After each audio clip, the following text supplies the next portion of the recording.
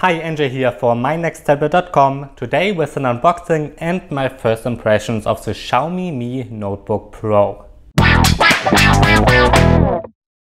Alright, let's start the unboxing of the Xiaomi Mi Notebook Pro. I actually have it for about a week already, and this is a 15.6-inch Windows laptop out of China from Xiaomi. I'm sure you have heard from the smartphones from Xiaomi. They also make all kinds of other stuff like vacuums, robot vacuums I think, and also notebooks and tablets. And this is one of their newest notebooks, the Xiaomi Mi Notebook Pro. The guys from Gearbest sent it to me again to review, and this one costs around $899 US, so roughly $900 US. And for that price it has quite a lot to offer, especially the Intel Core i5 8th generation quad-core chip and a dedicated NVIDIA MX150 graphics card, and a very nice metal body, which looks very similar to the MacBook Pro. Alright, let's unbox this notebook inside the box, which by the way looks quite nice. We have the notebook inside the box, then a manual which is in Chinese, and then a charger with a USB Type-C cable, so it's charged over USB Type-C. Alright, after that is done, we can now take a closer look at the Xiaomi Mi Notebook Pro, and you can see right away it looks pretty nice. It has a full metal body, which is really nice. There's no logo on the top or anything, it's just the metal lid here, but the full body is made out of metal. Before we open it up, let's go around the sides first to take a look at a couple of ports. We have two USB Type-C ports here and a status LED. One of the Type-C ports is used to charge the notebook.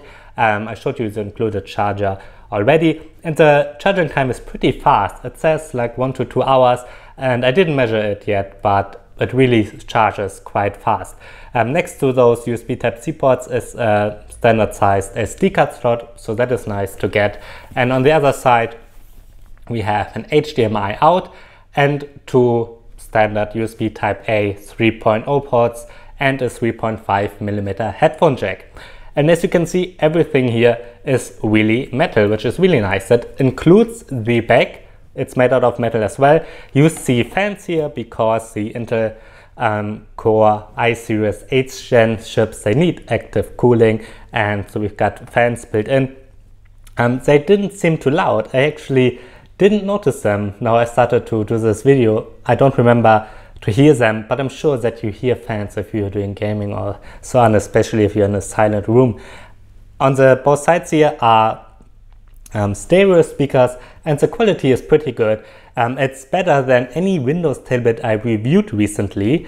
I didn't try any other 15.6-inch Windows laptop. I usually buy 13-inch laptops myself to use by myself, because 15 inches are quite big. So I'm sure there are other 15-inch laptops out there with good speakers as well, but I really was surprised that they were pretty good, because my €1,000 Asus ZenBook has way worse speakers than the built-in here. They're not bad at all. There's screws around here, and you can take up the bottom half, and then you can exchange the SSD that's built in. It's a 256GB SSD, but there's another SD card slot, so you can put two SSDs inside this notebook. One is already taken by the 256GB SSD.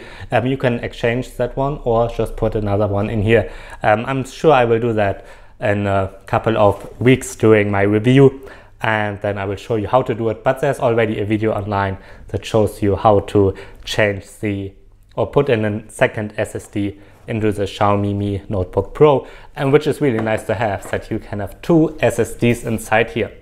Alright, let's turn the Xiaomi Mi Notebook on, and it has a 15.6-inch screen, which is quite big. Usually I buy 13-inch notebooks because they're easy to carry around, and I like to work outside in cafes and so on and carry this notebook with me. 15.6-inch is quite big, and actually I've never used the 15.6-inch notebook myself before. As I said, I always get 13-inch ones, and actually was surprised. I quite liked it because with Photoshop and video editing there's much more room as you might expect. The downside is that this is not very light. I believe for a 15-incher it's not too heavy, it's 1.95 kilogram, which is not too bad, but it's certainly more than a lot of 13-inch notebooks you can get. Obviously, since this is full metal, so just under 2 kilogram, they are not too bad, but still it's heavier than 13-inch notebooks. The 15.6-inch screen here is an IPS screen with very good viewing angles, and it's actually quite bright. I was able to work outside with it without any problems, although it is a glossy screen, so you will notice some reflections. If it's not a touch screen like here, I think you should go for a matte screen, but yeah, like with the MacBook Pros, Xiaomi decided to use a glossy screen. And as I said, it really looks nice, but obviously the pixel density is not as high as on your smartphone or most tablets because it's full HD on 15.6 inches. So if you look closely, you will see pixels. You will certainly see pixels. But since the screen has a pretty nice quality to it, I didn't mind it too much. But again, your smartphone has a higher pixel density. Alright, underneath the screen we've got the Mi logo, so from Xiaomi, and above is a 1 megapixel webcam. The quality is fine, but really nothing special. Let's go further down and then we get to the keyboard. It's a standard QWERTY keyboard and it's a pretty good keyboard. I enjoyed writing on it. I wrote all my CES news on here and had no problems at all. It's really nice. If you are not living in an English-speaking country like Germany, Spain, then you will notice that this is a US layout. Now, I think most Asian countries actually use this kind of layouts, depending if you're from China, Thailand or what, then there might be other characters next to it. So if you're from Asia, I don't think you will have any problems writing with this, I believe. But if you are from Spain, Germany, then all those special signs, you don't have them, all those special characters. Now, on the software side, you can obviously change to German, Spain, or what, and then the special characters are exactly where they're used to on those keyboards. You just don't see them. So if you can type blindly, that's no problem at all. If you cannot type blindly, you might have to buy stickers or make stickers yourself to know where those special characters are. Underneath the keyboard is a pretty big touchpad, normal sized touchpad by nowadays standards, and it works nice. All the special gestures, multitasking, no, how do you call it? Multitouch gestures, of course. They work without any problems. I really didn't have any issues with it. What's also nice is that there's a fingerprint reader included, like in the upper part of the touchpad, and that one works surprisingly well. I had no problems unlocking the notebook here with this fingerprint reader and Windows Hello. It really works nicely. Alright, let's take a look at the internal hardware. As I mentioned, inside runs an Intel Core i5 8250U. So that's the newest 8th generation chip from Intel. So the newest generation you can get right now. And while in the past the U series has been dual core, now it is quad core. And the performance is really noticeable. In addition to that, we get 8 GB of RAM and the mentioned 256 GB SSD. You can also get it with a Core i7, 8th generation again, and 60 GB of RAM if you want to. And another standard is the NVIDIA GeForce MX150 graphics card with 2 GB of dedicated storage, dedicated RAM memory. And yeah, together with that, the performance is really nice. I'm putting some Geekbench up here, and there you can see that especially the multi-score test is really nice, got really nice results, especially compared to last year's Skylake generation. So it's really noticeable that you get more performance with this year's Intel Core 8th Gen processors. So that's certainly nice. I'm usually not a gamer, so I didn't try too many games. I tried Cuphead, which runs on Intel Core M3 machines relatively nicely, and even sometimes on Apollo Lake generation chipsets if the resolution is not too high.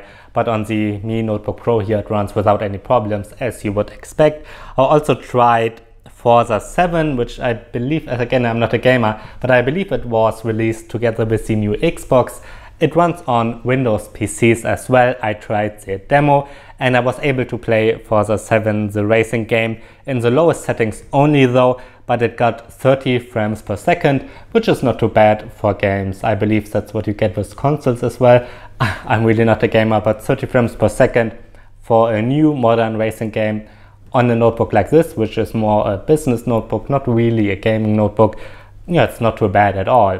And the reason why this is not like real life unboxing is that it is running, while it is running Windows 10, normal license of Windows 10, it is a single language license only, which means if you turn it on, it's all in Chinese and you cannot just download the English or whatever language you want, the language packs. You can't just download it, it's all in Chinese, it's a single language license. Now there might be some ways to change it into English or Spanish or whatever you want for free, but I don't believe that those ways are totally legal. If you have a Windows 10 license lying around, you can just install that one or just exchange the product key, and then you should be able to download the English language pack. If you don't have a Windows license lying around, you can, I think the cheapest version is to buy Windows 10 Pro, to upgrade to Windows 10 Pro. You don't have to buy Windows 10 Pro new because this is a Windows 10, normal Windows 10 license. You just have to get the upgrade key. If you buy it from Microsoft, it's still relatively expensive, and I do have a license from them lying around from a press event I went to once, but I don't think everybody has. So I was searching on Amazon how much it costs, and on Amazon Germany you can buy a Windows 10 Pro key for just €5, which seems very cheap to me, but it had like over 400 mostly positive reviews, so I wanted to try it out. I bought the €5 Windows 10 Pro license and it did indeed work. Now on the Xiaomi Mi Notebook Pro is running Windows 10 Pro, and I was able to download the German and English language packs. Now if you don't want to install Windows 10 completely new, there's the, I think, media creation tool on the Microsoft website to do that. Put it on a USB key and just install it like you would on any other machine. Then you can just exchange the license in the settings, and then you can upgrade to Windows 10 Pro and just download all the language packs that you want. But to get there first, you have to go through the setup, which is in Chinese. Now don't worry too much, this is still standard Windows and everything is where you would expect. So you can just look up online for some screenshots of standard Windows 10 setup and you will know which buttons to press, or what I did, just use the Google translation on your phone, which works surprisingly well, by the way, and then you know which buttons to press and what Windows is doing right now. And yeah, with that I had no problems at all to upgrade it to Windows 10 Pro, and then I installed the English and German language packs. And yeah, what else? As I said, I worked a lot with it. I always had Chrome open, Microsoft Word and Photoshop, and that worked without any problems. Multitasking works very nice on here. Again, the performance is great, and you can watch other people that did reviews already, and yeah, the performance is very nice. Everybody seems to agree with that, and yeah, I have to agree with that too by now, but I still have to do some tests. I'm not done with my full review yet. By the way, the battery life, I believe Xiaomi says it should last up to 10 hours. Doing office work, I get around 8 hours of use.